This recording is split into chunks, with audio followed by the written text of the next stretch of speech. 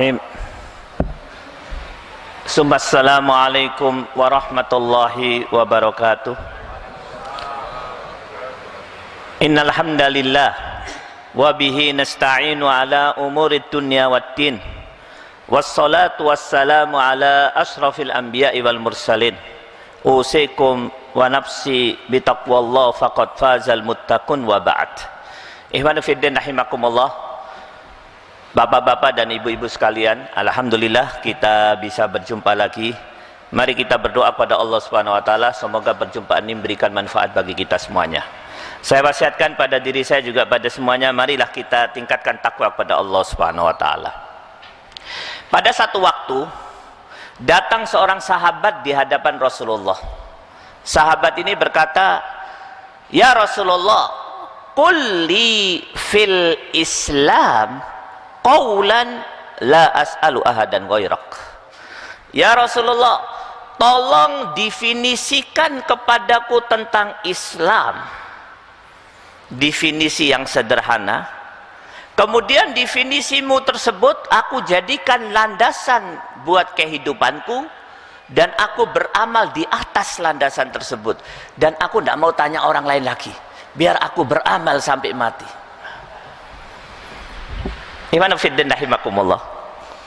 Ini orang ini potret daripada kebanyakan kaum muslimin, dan makin banyak di zaman sekarang. Tidak mau sulit-sulit, minta Islam yang sederhana, definisi yang sederhana, kemudian dipegang, diamalkan sampai mati, mati masuk jannah. Ya. Kita juga begitu. Islam kebanyakan kaum muslimin seperti itu. Tidak mau ruwet-ruwet.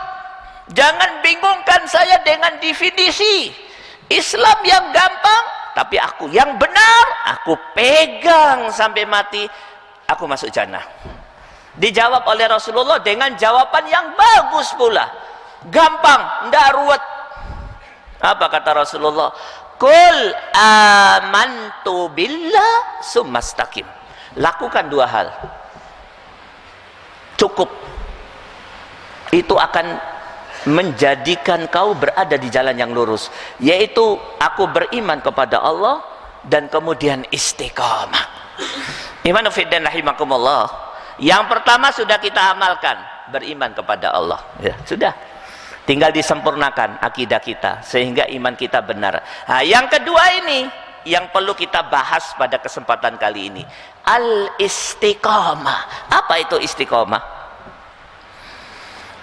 Ibnu Taimiyah di dalam kitab yang ditulis oleh Ibnu Qayyim, yaitu Madarijus Salikin, berkata, a'dhamul karama luzumul istiqamah. Nah, ya.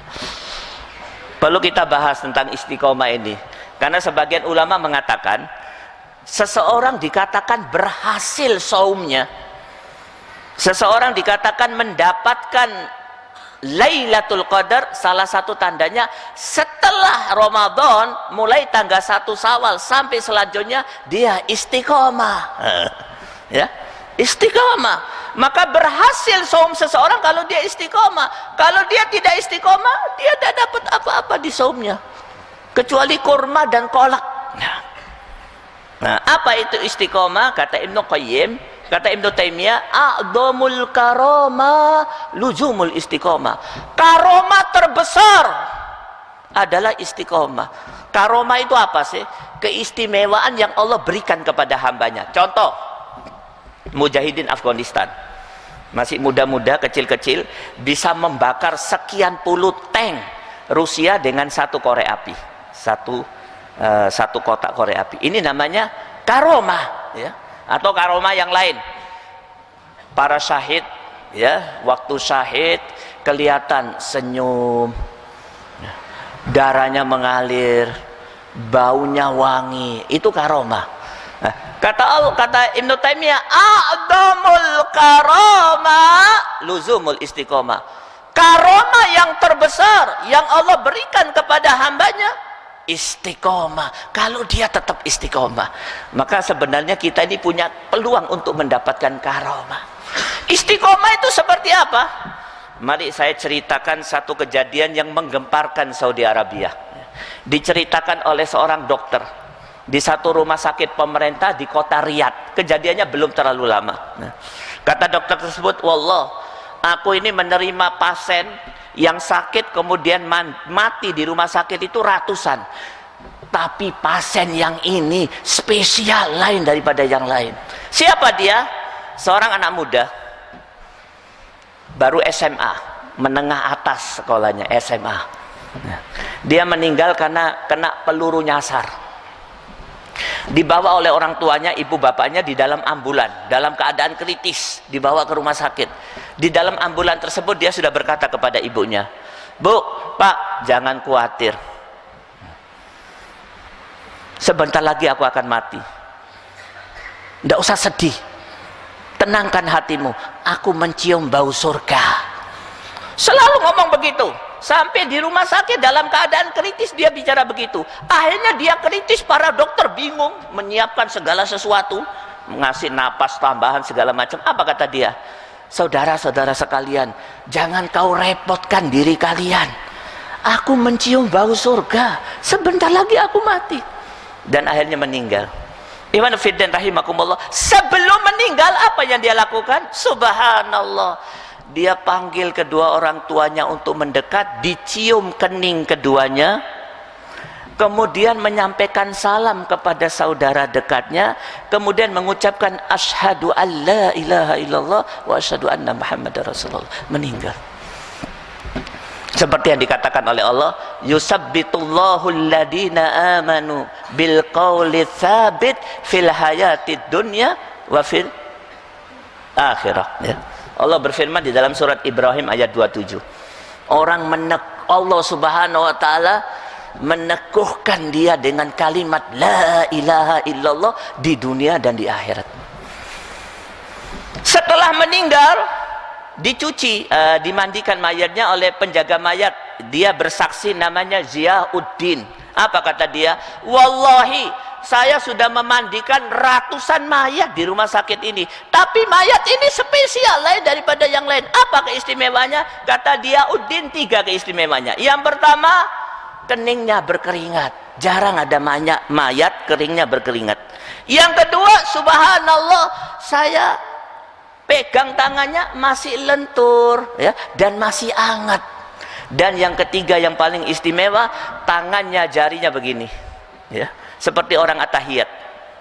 Ikhwan fiddin rahimakumullah. Ini contoh istiqomah, ya. Kita ingin seperti itu. Kita ingin seperti itu. A'dhamul karamah luzumul istiqomah. Pemberian terbesar yang Allah berikan kepada hambanya kalau dia istiqomah. Istiqomah seperti apa? Mari saya ceritakan satu kisah. Sebenarnya sudah saya ceritakan di majelis saya, di tempat yang lain. Sayang kalau cerita ini nggak disampaikan di majelis ini. Ini syahrul mubarak, syahrul Ramadan. Kita ingin membawa istiqomah di bulan Ramadan ini, kemudian kita pakai selama setahun, ya. Ada satu kisah, subhanallah. Ada seorang anak muda umur 30 tahun, belum menikah, anak soleh. Dia meninggal. Waktu sakaratil maut, ibunya yang sangat mencintai dia tidak tega melihat dia ditinggal ke kamar. Maka dia dikelilingi oleh saudara-saudaranya. Waktu sakaratil maut, dia mengeluarkan kalimat yang aneh. Apa kata dia? Tidak, aku izin ibu dulu. Tidak, aku izin ibuku dulu. Teman-temannya heran. Langsung temannya lari ke kamar manggil ibunya. Bu, anakmu mengucapkan sesuatu yang aneh. Datang ibunya, dicium anaknya. Nak, ada apa nak? Anak ini berkata, tidak, aku izin ibuku dulu. Ada apa nak? Dijawab oleh si anak, Bu, di hadapanku ada gadis yang amat sangat cantik. Belum pernah aku lihat gadis seperti ini di dunia. Gadis ini mengatakan kepadaku, wahai anak muda, aku lamar kau jadi suamiku. Maka aku jawab, tidak, aku belum izin ibuku. Apa kata ibunya? Wahai anakku, itu bidadari, aku izinkan kau. Baru saja ibunya mengatakan aku izinkan, dia mengucapkan asyhadu alla ilaha illallah wa asyhadu anna muhammadar rasulullah, meninggal. Istiqamah. Ikhwan fiddin rahimakumullah, ya. Banyak sekali cerita tentang istiqomah. Nah, istiqomah itu apa? Ibnu Taimiyah mengatakan al-istaqamu istaqamu bimahabbatillah wa ubudiyatih summa lam yaltafitu yamnatan wala yasratan. Istaqamu bi ubudiyatillah wa mahabbatillah summa lam yaltafitu yamnatan wala yasratan. Istiqomah itu sederhana kata Ibnu Taimiyah, yaitu tetap cinta kepada Allah, tetap ibadah kepada Allah, tidak menyimpang sedikit pun ke kanan dan tidak menyimpang sedikit pun ke kiri. Ikhwan fillah rahimakumullah, Allah menciptakan 4 makhluk yang berusaha untuk menyimpangkan kita dari istiqomah. Hati-hati terhadap 4 makhluk tersebut. Man arafal adu salima mim makrihim. Barang siapa yang tahu musuhnya akan selamat daripada makar musuhnya. Siapa musuh tersebut? 4. Mereka kadang bekerja sama supaya apa? Kita tidak istiqomah. Yang pertama setan, ya. Tentu tidak akan kita bahas karena tidak ada waktu. Sekedar tahu saja. Yang kedua ad-dunya, dunia. Yang ketiga al-hawa, diri kita sendiri, hawa nafsu. Dan yang keempat adalah an-nas, orang lain. Ikhwanu fiddin rahimakumullah.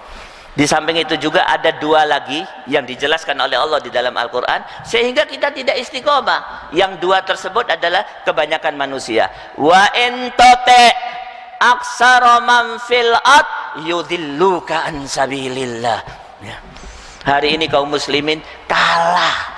Mereka mengikuti tren kehidupan dunia, ya. Mengikuti mayoritas. Syariat diletakkan di bawah telapak kaki. Padahal ayat ini mengatakan kalau masyarakat atau tren dunia mengatakan kepada kau ikut kami, katakan tidak. Kalau mereka mengatakan apa kata dunia, katakan apa kata akhirat. Aku harus ikut syariat, kalian pun harus ikut syariat. Selesai. Tapi sayang, kaum muslimin hari ini tunduk pada tren. Coba lihat anak kita, rambutnya rambut Korea. Istri-istri kita kaum muslimin kayak apa? Termasuk kita-kita kayak apa? Syariat diletakkan di tempat yang jauh. Pada saat harus bersyariat, dia berada dalam keadaan malu di hadapan banyak orang. Naudzubillahi min dzalik.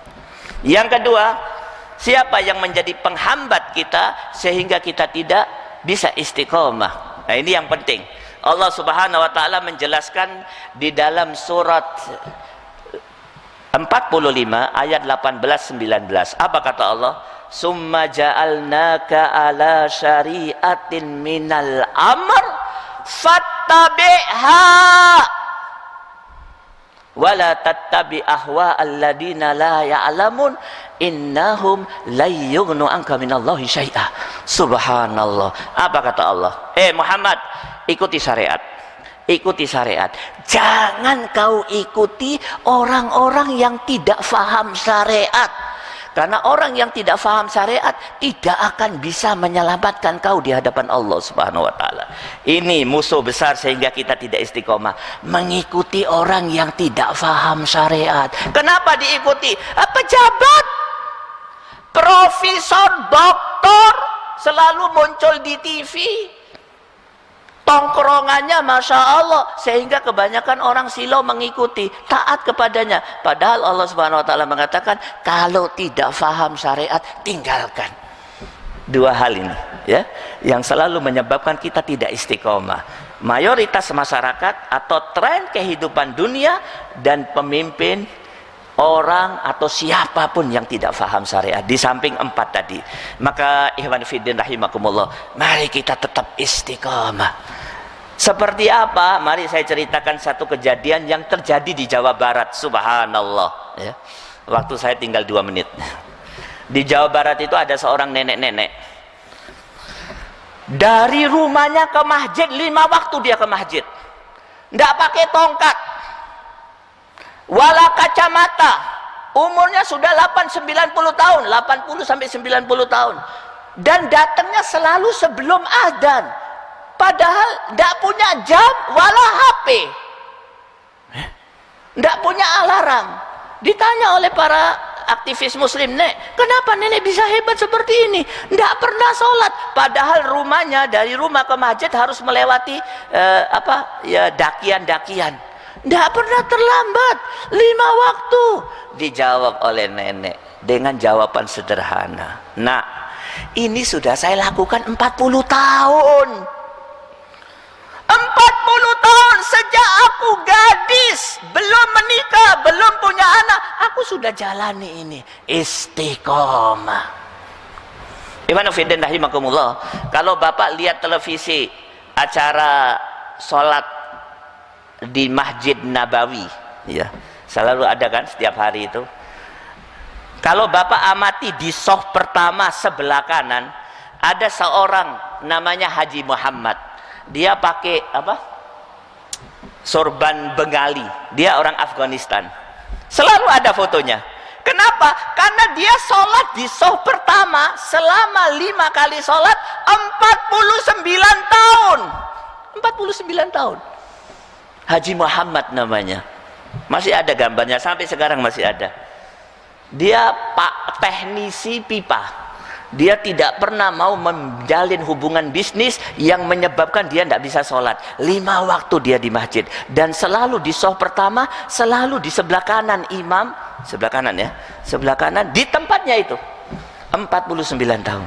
Sejak umur 19 tahun. Orang Afghanistan pindah ke Saudi Arabia. Istiqamah. Dan apa yang selalu dia kerjakan setelah sholat? Pada saat orang pulang meninggalkan Masjid Nabawi, dia ambil Quran yang tercecer, dia rapikan, ya. Ibnu Fiddin rahimakumullah. Sekali lagi, tidak ada sesuatu yang kita bawa ke rumah setelah iktikaf ini, atau tidak ada sesuatu yang paling sempurna, paling utama kita bawa memasuki tanggal 1 Syawal kecuali istiqomah. Apa yang harus kita lakukan? Satu persoalan yang mari kita diwajibkan oleh Allah untuk ditinggalkan. Apa itu? Insya Allah kita akan bahas nanti pada khutbah Jumat insya Allah. Wabillahi taufiq wal hidayah. Wassalamualaikum warahmatullahi wabarakatuh.